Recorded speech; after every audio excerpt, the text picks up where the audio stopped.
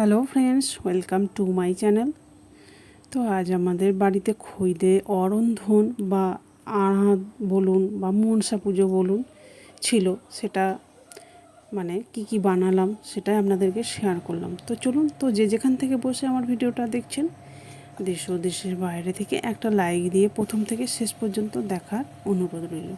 প্রথমেই দেখতে পেলেন বালিটা আমি ধুয়ে শুকিয়ে নিয়েছিলাম।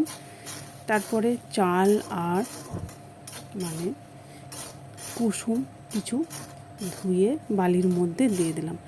এরপর কিছুক্ষণ আমি নেড়ে চালটা ভেজে নেব। এটা ছিল সাদা চালটা, মানে এতে কিছু হলুদ বা কিছু মাখানো নেই।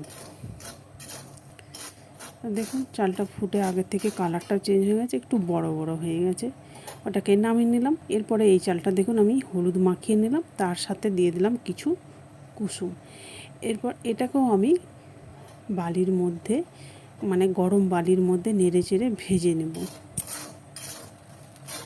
5 থেকে 7 মিনিট একটু সময় ধরে আস্তে মানে অল্প আঁচে ভাজতে হবে, তা নাহলে কিন্তু পুড়ে যাবে। চালটা ফোটার আগেই সব পুড়ে যাবে।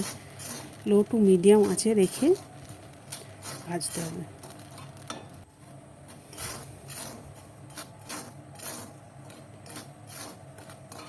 দেখুন এটাও আমার ভাজা হয়ে গেছে, তুলে নিলাম। এরপর এখানে চিঁড়ে দিয়ে দিলাম, যেটা আমরা চিঁড়ে ভিজিয়ে খাই, এটা আমি ভেজে নিলাম। তো আপনাদের তো অনেকেরই হয়তো আছে এই মানে খইদে আনাজ বা মনসা পুজো বলুন, তো কে কীভাবে মানে কীরকম নিয়ম আছে সেটা একটু কমেন্ট করে বলবেন। আমাদের যেটা নিয়ম আছে সেটা আপনাদেরকে দেখালাম। তো দেখুন চিড়েগুলো আমার ভাজা হয়ে গেছে, তুলে নিলাম। এরপর কলাই মানে ছোলা কলাই, এটাতেও হলুদ মাখানো আছে।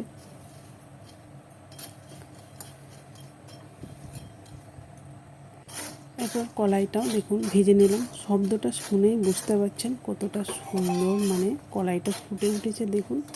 আর ফুটে ভাজা হয়ে গেছে, আগের থেকে কত বড় বড় হয়ে গেছে দেখুন। তো কলাইটাও আমার ভাজা হয়ে গেল, তুলে নিলাম। এরপর দিয়ে দিলাম বাদাম। বাদামটাই কিন্তু কিছু মাখানো নেই, কারণ বাদামটা ভাজার পরে খোলাটা ঘষে তুলে দিলেই সব চলে যাবে, সেই জন্য বাদামটায় কিছু মাখানো নেই। বাদামটাও আমি একইভাবে ভেজে নেব। তো যারা আমার ইউটিউব চ্যানেলে নতুন বন্ধু আছেন, একটা সাবস্ক্রাইব করে পাশে থাকবেন, আর পাশে থাকা বেল বাটনটি অল করে রাখবেন, তাহলে আমার রেসিপি ছাড়ার সাথে সাথে সবার আগে আপনার কাছে পৌঁছে যাবে। আর যারা পুরনো বন্ধু আছেন তারা তো সাবস্ক্রাইব করিয়েছেন, তাদের জন্য আমার অসংখ্য ধন্যবাদ রইল ও অফুরন্ত ভালোবাসা। এরপর বালিটা ফেলে দিয়ে কড়াটা বেশ ভালো মতো ধুয়ে নিলাম। শুকনো খোলায় দেখুন এখানে তিল, আমাদের বাড়ির চাষেরই তিল, ভালোভাবে মানে খোসা ছাড়িয়ে ধুয়ে রেখেছিলাম সামান্য লবণ হলুদ দিয়ে। এটাকে আমি ভেজে নিলাম। দেখুন তো জলটা শুকিয়ে যেতে দেখুন এই শুকনো হয়ে গেছে। একটু সময় ধরে ভাজতে হবে, তা নাহলে উপর থেকে খড়ে যাবে, মানে উপরে ভাজা হয়ে যাবে কিন্তু ভিতরে কাঁচা থেকে খেতে ভালো লাগবে না। এই যে দেখতেই পাচ্ছেন হাতে যে চেপে ধরলেই গুঁড়ো হয়ে যাচ্ছে, তখন বুঝতে হবে যে তিলটা ভাজা হয়ে গেছে। নামিয়ে নিলাম।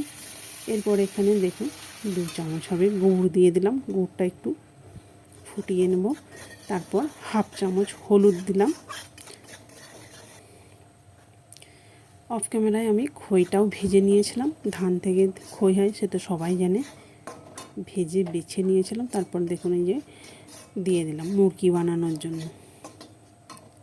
হলুদটা দিলাম, মুরগির মধ্যে যাতে কালারটা দারুণ হয় সেই জন্য দিলাম। একে একে যেগুলো দেখুন আমি ভেজে রেখেছিলাম সেগুলো একে একে সাজিয়ে নিলাম। সাদা মুড়ি, হলুদ মুড়ি, চাল ভাজা মানে চিড়ে ভাজা, মুরকি দিয়ে দিলাম। তারপরে দিলাম ছোলা কলাই ভাজা, দিয়ে দিলাম সাদা খই আর তিল ভাজা, বাদাম ভাজা দিলাম। আর নিয়ম মাফিক একটু এর সাথে গুড় দিতে হয়, এই যে দেখুন দিয়ে দিলাম। খই দই আনাজ, যেহেতু দই তো থাকবেই, আছে এই যে দই আর মিষ্টি। তো তো ভিডিওটা কেমন লাগলো অবশ্যই কমেন্ট করে জানাবেন। শেষ পর্যন্ত দেখার জন্য অসংখ্য ধন্যবাদ।